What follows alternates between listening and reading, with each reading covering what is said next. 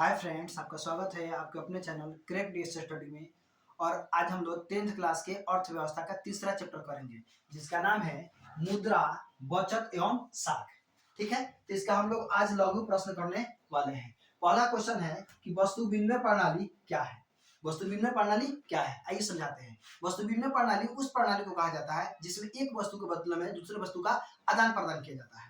नहीं समझे, एक बार फिर समझिए। वस्तु विनिमय प्रणाली उस प्रणाली को कहा जाता है जिसमें एक वस्तु के बदले में दूसरे वस्तु का लेन देन होता है। जैसे गेहूं से चावल बदलना, ठीक है, दूध से दही बदलना। समझ गए हम लोग। वस्तु विनिमय प्रणाली समझ में नहीं आया, फिर समझिए। वस्तु विनिमय प्रणाली उस प्रणाली को कहा जाता है जिसमें एक वस्तु के बदले में दूसरे वस्तु का लेन देन होता है। जैसे गेहूं से चावल बदलना, दूध से दही बदलना, चावल से नमक खरीद लेना, यही सब वस्तु विनिमय प्रणाली के अंतर्गत आता है। समझ में आ गया हम लोगों को। दूसरा देखते हैं, दूसरा नंबर में है मौद्रिक प्रणाली क्या है। मौद्रिक प्रणाली क्या है, तो मौद्रिक प्रणाली उस प्रणाली को कहा जाता है जिसमें वस्तु को खरीदने के लिए मुद्रा का प्रयोग किया जाता है, रुपया पैसा का प्रयोग किया जाता है, उसे मौद्रिक प्रणाली कहते हैं। मौद्रिक प्रणाली उस प्रणाली को कहा जाता है जिसमें वस्तुओं को खरीदने के लिए मुद्रा का प्रयोग किया जाता है। ठीक, जैसे 40 रुपये में 1 केजी चीनी खरीदना, वस्तु खरीदने के लिए मुद्रा का प्रयोग किया। ठीक है, 5 रुपये में एक पतंजलि बिस्कुट खरीदना, जैसे वस्तु खरीदने के लिए मुद्रा का प्रयोग किया। तो मौद्रिक प्रणाली उस प्रणाली को कहा जाता है जिससे वस्तु खरीदने के लिए मुद्रा का प्रयोग किया जाता है। समझ गए हम लोग। ठीक है, तीसरा नंबर देखते हैं। तीसरा नंबर में है मुद्रा की परिभाषा दे। मुद्रा की परिभाषा दे। अर्थशास्त्र में मुद्रा की अनेक परिभाषा दी गई है।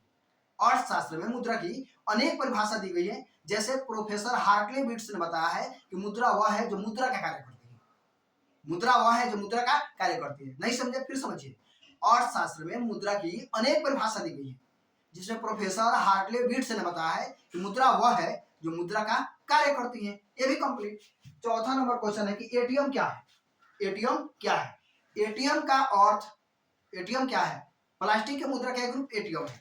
एटीएम क्या है, तो प्लास्टिक के मुद्रा का एक रूप एटीएम है। एटीएम का अर्थ स्वचालित टेलर मशीन, मतलब कि अपने से चलने वाली मशीन। यह मशीन 24 घंटे रुपये निकालने तथा जमा करने की सेवा देती है। अतः एटीएम बराबर ऑटोमेटिक टेलर मशीन। नहीं समझे, एक बार फिर समझिए। एटीएम प्लास्टिक के मुद्रा का एक रूप है। ठीक है, एटीएम का अर्थ स्वचालित टेलर मशीन होता है, मतलब कि अपने से चलने वाली मशीन। यह मशीन 24 घंटे रुपये निकालने तथा जमा करने की सेवा देती है। अतः एटीएम बराबर ऑटोमेटिक टेलर मशीन। ये भी कंप्लीट। अगला क्वेश्चन है कि क्रेडिट कार्ड क्या है। क्रेडिट कार्ड क्या है। क्रेडिट कार्ड भी प्लास्टिक मुद्रा का एक रूप है। ठीक, क्रेडिट कार्ड क्या है, क्रेडिट कार्ड भी प्लास्टिक मुद्रा का एक रूप है। क्रेडिट कार्ड के अंतर्गत ग्राहक की स्थिति को देखते हुए बैंक उनकी साखी एक राशि निर्धारित कर देता है ताकि वो व्यक्ति अपनी वस्तु और सेवाओं को खरीद सके। जैसे हो जाएगा मास्टर कार्ड, वीजा इत्यादि। हम लोग समझ गए क्रेडिट कार्ड। अगला क्वेश्चन है बचत क्या है। बचत क्या है, तो आय तथा उपभोग का अंतर बचत कहलाता है। आय तथा उपभोग का अंतर बचत कहलाता है। नहीं समझे, मतलब कि जितना आप कमाते हैं, जितना खर्च करते हैं, जितना बच जाता है वही बचत कहलाता है। जितना आप कमाते हैं, जितना खर्च करते हैं, जितना बच जाता है वही क्या कहलाता है, बचत। नहीं समझे तो अगर फिर समझिए। आय तथा उपभोग का अंतर बचत कहलाता है। कंप्लीट हो गया। अगला क्वेश्चन क्या है, साख क्या है। साख क्या है, तो साख का मतलब होता है विश्वास या भरोसा। साख का मतलब होता है विश्वास या भरोसा। जिस व्यक्ति का जितना अधिक विश्वास होता है उसकी साख उतना मजबूत होता है। ठीक है, साख क्या है, तो साख का मतलब विश्वास या भरोसा होता है।